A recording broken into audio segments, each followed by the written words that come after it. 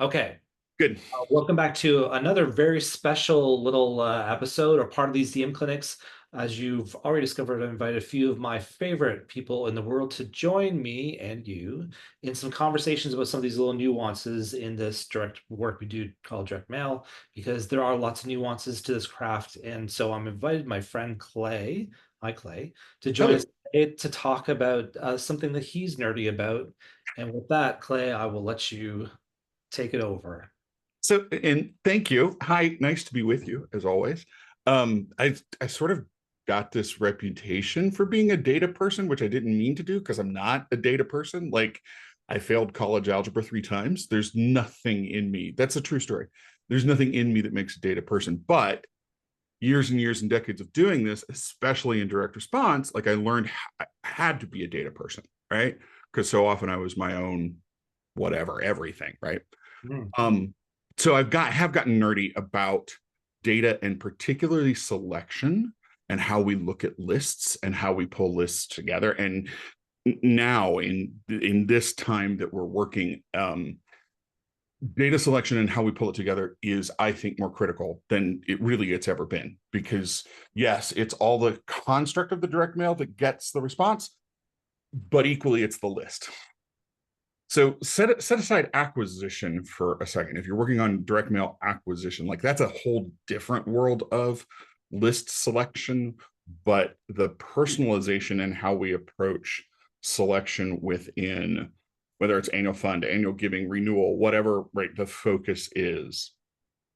What people today want more than ever is that sense of being seen and belonging, and how we do that, to me, is really dependent on how we pull the list.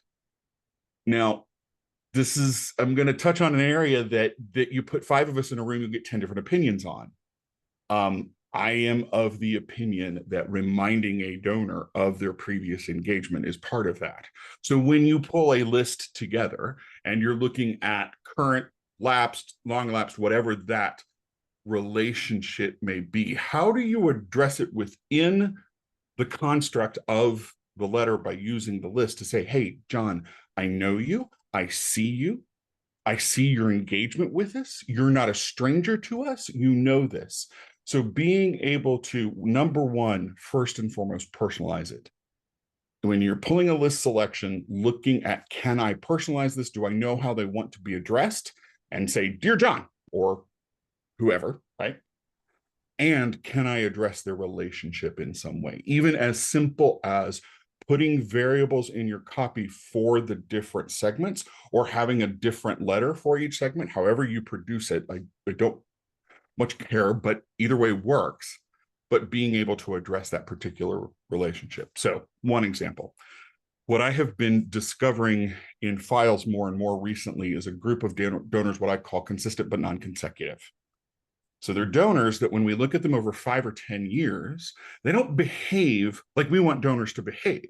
They don't give 1 year and then renew the next, or they don't give 1 month and then 3 months later give their second gift. They're all over the map, right? They give via mail, they give online, they go to an event, they give you stuff and say, well, that's how I donated this year. But when we look at them over time, what we'll see is a couple of gifts in year one and then no gift for 18 months and then a small gift. And then 3 years later, we get another large gift, whatever it may be. There's all of this engagement. They just don't fit lapsed, current, LIBON, SIBON, our standard selections. So what we've been doing with a number of organizations is isolating that. We put a code, depending on the database we're using, we put a code on that record so that we can isolate that group and say, these are these consistent but non-consecutive. And we start addressing them to their relationship. And we're honest about it. And we say, hey, John, you have been one of our most loyal and generous supporters. That phrase really seems to resonate a lot, right? Because what we're doing is we're reinforcing the identity that they see, because they're out there going, yeah, of course I support Ravaging Wombat Society Rescue. That's who I am. That's the kind of person I am. And if we ask them, they would say, if you walked up on in the street, they would say, of course I give. And we're going, oh, they're lapsed, they're long lapsed. We've got it right. Nobody's walking around going, I'm a long lapsed donor, right? Mhm. So we start to address them by that relationship and say, hey, John, we We sat down and we looked at the history of your involvement with our organization, and you have been engaged with us saving wombats since 2012. You are one of our most loyal and generous supporters, and we start reinforcing that identity back to them, the way they're seeing themselves based on what the segment is telling us. Wow, what a freaking concept, right? Like, and we're saying, I know you, I see you. And if we have to, there's been a couple of times where we've done this and we've said, we've changed databases, we changed systems, we have different people, but whatever it may be, we own that. Maybe we didn't see it before, but now we're seeing it. We start to reinforce that behavior. The thing is, one of the great things about this particular group, they respond to recurring gifts like nobody's business. Because we come back and we say, John, over the last 10 years, you've given on average 3 or 4 times a year. Would you consider making this gift quarterly, once a quarter, or every other month, right? Or even monthly, right? So we're saying to you, John, I see you for being this long-term supporter. I see that you believe in this work. And now I see how you've been giving, and let me facilitate your giving pattern to you. And you go, well, yeah, that's what I was doing anyway. Easy breezy, done, right? Okay, so I'm a self-expressed creative guy. I'm so a couple things.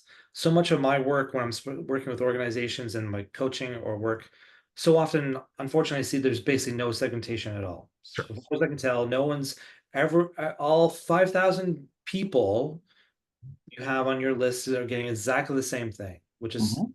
obviously problematic because they're not all the same people. The second thing is often when there is some segmentation, it's based on last gift, based on the last gift.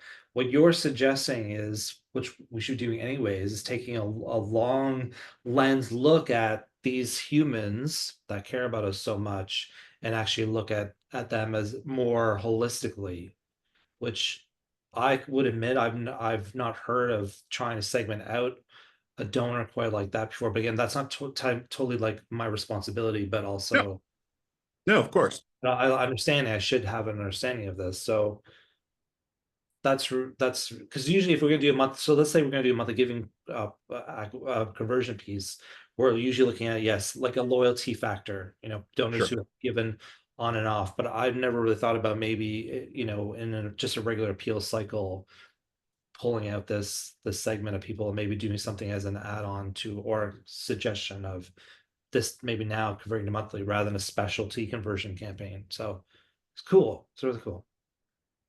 And you can make the data as complex or as easy as you want. Quite honestly, again, not truly a data person. I just kind of understand the concepts. You could look at the dates on file, right? You could look at the date of their first gift, the date of their last gift, Yeah. which most systems will have as a standing field that you can pull in your data, date of the first gift, date of the most recent gift, and then look at the number of times in between, right? So if they gave the first time in 2014 and their most recent gift was in 2022, and we see 10 gifts, right? Total number of gifts in that period. That's somebody, that's enough to say, hey, this is somebody that's been around a bit. Yeah, absolutely. Yeah. Right. Very, very cool. At the very least, it starts to plant seeds in their mind. But I do also feel the same way and have seen success when we, and I know there are multiple schools of thought on this, but when we acknowledge previous engagement, right?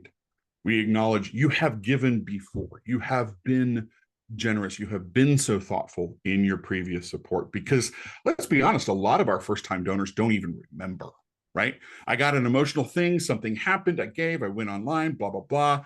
9 months later, remember who all I gave that 25 or that $50 to. So reminding them back, right, that you have been generous in the past. You did rescue wombats before. We're just asking you to do what you've already done.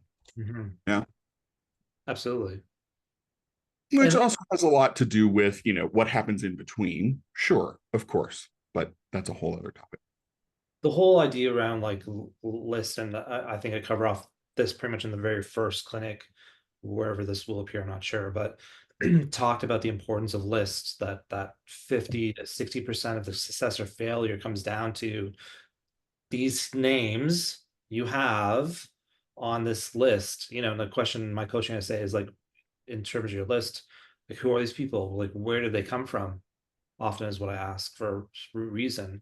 They're like, no idea, because usually they've only been there for 5 months anyways, and they don't Right. know, right? And for me, I'm trying to figure out how were they acquired?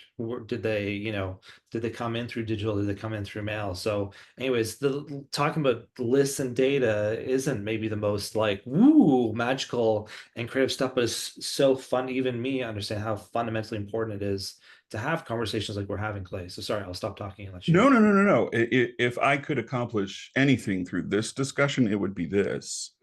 We talk so much in fundraising about the stories we tell to donors and storytelling. We don't talk enough about story listening. And the stories that donors are telling us Mhm. is in their data and their reaction. The amount of data that somebody provides to you is a story about who they are and what they want you to know about them, right? If somebody's just giving you their first name and their email address and a gift, because that's the bare minimum they had to fill out on the form to make the gift go through, that is one story versus somebody who is giving you Yeah. their name, their email, their spouse name, their other details, right? That person and most of our CRMs can do this now, right? They're clicking on our website, they're opening emails, click rates, open rates, all of these things start to tell us a story about how engaged this person is with us. So no, list management isn't the sexiest thing in the world. And we don't all have data brains. I get that. Um, and as somebody without that does not have, I would much rather spend time, right, agonizing over the word choice in a sentence than I would in agonizing over a segmentation. But that story that they tell us in the data they're leaving behind, because data is also an indicator of trust. And not only am I giving you my gift to do what you have said you would do, I am giving you my name. I am I'm expecting that you will take care of what I'm entrusting to you, my information, right? My caring, my support, all of that. How we manage and respond to that then is an indicator of the trust that they've placed in us. And I think if we can start to kind of shift our thinking from, oh, it's managing data, I have to data crunch, right, to this is the story they've told us, this is what they've entrusted us with entrusted us. I'm a writer. Entrusted us with. Good. Yeah. Um, they used to say, like, so I trained actor is my background, and they used to say that dancers are the clumsiest people in the world. It's true. Writers are like the clumsiest talkers in the world. Like I can't find words, right? Mhm. But we start to look at that as an exchange of trust and information. It becomes a bit of a different perspective because every list that you pull is a group of humans, of individuals. And we might look at them as lapsed, but what they are is a group of caring humans that at some point had an emotional reaction and gave to your cause. We can shift our thinking a bit into seeing the individuals behind the groups. It starts to shift how we would approach that list management and segmentation and see people in the way they're behaving with us. Yeah. Yes. And I'm nodding because something that's coming through in all these things, talking to people I love and admire like you yourself, is we're all asking anyone who's listening to these conversations to come back to the humanity of the craft. And I ask people all the time, please don't show up and check a box and go home and drink wine on your couch. If you wanted to go to a job and just check a box and flip the burger, then go. There are those jobs. This work that we do is not that job. We are connected to a whole bunch of amazing humans we call donors, and our job is to listen to them and be thoughtful about how we want to interact with them and let them talk to us in their by their actions, by their words, by the stories they want to tell us. So no, this is beautiful, Clay. Always beautiful. Thank you. So you. Thank you. My, my pleasure. And we'll see you probably another time on another one of these somewhere down the road. So thanks for joining I'll look us. forward to it. Thank you. Perfect. Love it.